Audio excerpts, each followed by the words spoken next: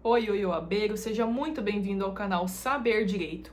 Eu me chamo Thalia e no vídeo de hoje a gente vai falar sobre crime impossível. Esse instituto do crime impossível já foi cobrado inúmeras vezes, tanto na primeira fase quanto na segunda fase da OAB.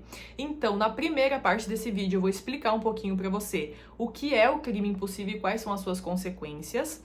E na segunda parte do vídeo eu vou trazer algumas questões, como foi cobrado na peça e como foi cobrado nas questões da segunda fase, para você entender melhor ali como que isso foi cobrado na prova. O crime impossível está previsto lá no artigo 17 do Código Penal e o nome já é bem intuitivo, né? Crime impossível. Então, ainda que o agente queira, ainda que ele tenha a intenção de consumar o crime vai ser impossível. Não tem como consumar esse crime independentemente da vontade do agente. E o crime impossível pode ter duas espécies, né? O crime pode ser impossível por duas razões, e são essas espécies que são cobradas na OAB, né? A OAB vai te questionar a diferença entre elas, ou vai falar que é uma, mas na verdade é outra, então você precisa saber qual é a diferença entre elas para conseguir acertar lá na prova. Então, a primeira é crime impossível por absoluta ineficácia do meio, e a segunda, crime impossível por absoluta impropriedade do objeto. Então, vamos entender a primeira das espécies, a ineficácia absoluta do meio. Então, nesse caso, o meio utilizado pelo agente para consumar, para praticar aquele crime, é totalmente ineficaz. Ele nunca ia conseguir consumar o crime utilizando aquele meio que ele utilizou. Então, por exemplo, imagine que o agente tem a intenção de matar uma pessoa. Para isso, ele usa uma arma de brinquedo. Ele tenta atirar numa pessoa com uma arma de brinquedo. Veja, essa arma de brinquedo não é apta para disparar, né, para deferir tiros em uma pessoa. Então, esse meio que ele utilizou é absolutamente ineficaz para consumar o crime de homicídio. Então, nesse caso, não haverá crime. O fato é atípico, porque o meio que ele utilizou, a arma de brinquedo, é totalmente, absolutamente ineficaz para consumar o crime. Outro exemplo, vamos supor que o João quer matar Maria por meio de envenenamento.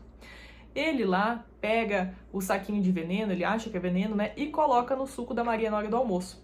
Ela toma o suco, nada acontece, ela não morre.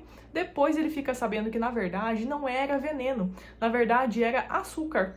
Nesse caso, o meio que ele utilizou ali, o pozinho que na verdade era açúcar e não era veneno, também era absolutamente ineficaz para consumar aquele crime. Então ela nunca iria morrer porque não era veneno, era na verdade açúcar. Então, atentem-se, o meio utilizado pelo agente é absolutamente ineficaz para a consumação do crime. Nesse caso, o agente não vai nem responder pela tentativa, tá? Porque o fato é totalmente atípico. E o segundo caso, que é o crime impossível por impropriedade absoluta do objeto. Então, vejam que nesse caso aqui, a pessoa ou a coisa sobre a qual recai a conduta do agente torna impossível a consumação. Então, a gente precisa se atentar à pessoa ou à coisa, torna impossível a consumação. Então, vou dar um exemplo. Imagine que a João odeia Maria, chega na casa, vê que ela está dormindo no sofá e dá 3 tiros nela, né? Tem a intenção de matar ela. Mas depois ele descobre que, na verdade, ela já estava infartada, ela já tinha morrido. Então, não tinha como ele matar uma pessoa que já estava morta.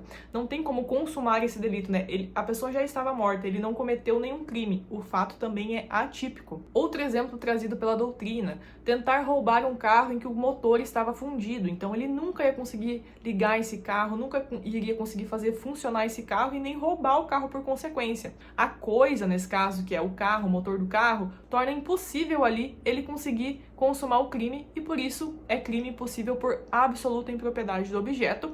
Fato atípico, o agente não vai responder por nenhum crime. Uma coisa que a gente precisa se atentar aqui nesse segundo fato, tá?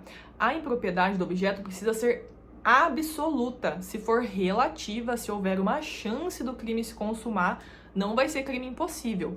Então, lembrando, na hora que você lê lá o enunciado, você tem que constatar que a impropriedade do objeto é absoluta e não relativa. Outro ponto importante, no crime impossível, o agente não vai responder por tentativa. Ele não vai responder por tentativa de homicídio, por tentativa de roubo. Não, o fato é atípico, ele deverá ser absolvido. É esse pedido que você vai precisar fazer, o pedido de absolvição do réu, tá? E não de reconhecimento de tentativa ou outra coisa. Pedido de absolvição por atipicidade da conduta. Sobre esse tema de crime impossível, existem duas súmulas muito importantes, uma do STJ e uma do STF. Já foram cobradas na OAB anteriormente, pode ser que caiam de novo, e é importante que você se atente a elas. Então eu vou ler a primeira aqui, que é a súmula 567 do STJ e depois vou explicar. Então, sistema de vigilância realizado por monitoramento eletrônico ou por existência e segurança no interior do estabelecimento comercial por si só não torna impossível a configuração do crime de furto. Ou seja, o fato do estabelecimento comercial possuir um sistema interno de vigilância ou possuir guardas por si só não vai tornar impossível a consumação do crime de furto, porque o agente pode ludibriar os seguranças ou ludibriar o sistema de vigilância e pode conseguir realizar o furto da mesma forma. Mas atentem-se a uma coisa aqui que é entendimento doutrinário.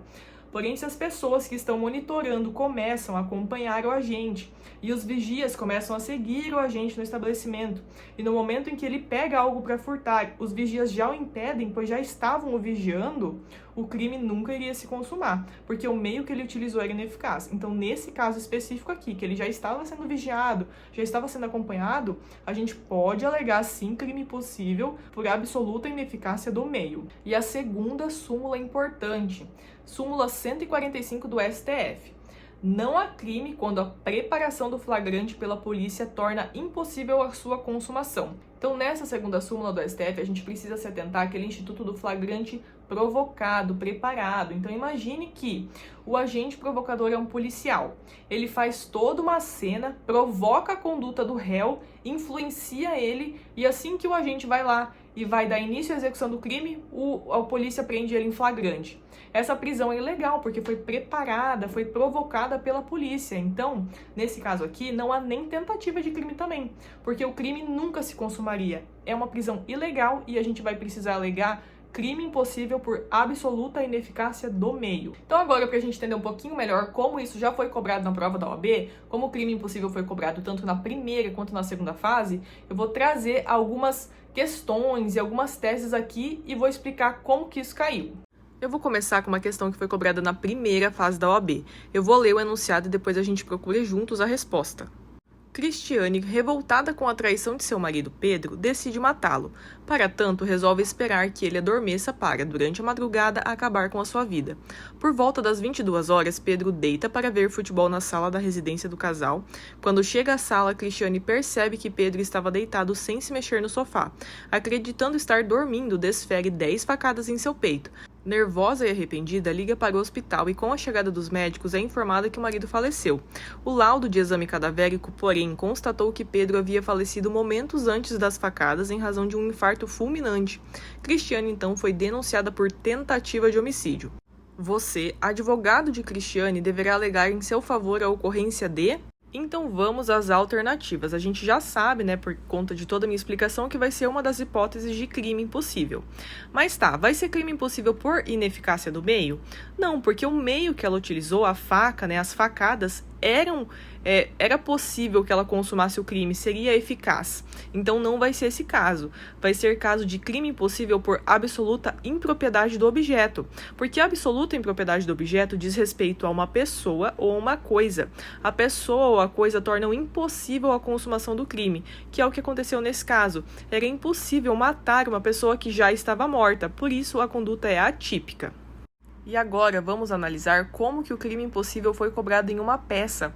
Essa peça aqui caiu no exame 37 do ano de 2023, então é bem recente. Eu vou ler só a parte que importa pra gente, não vou ler a peça inteira.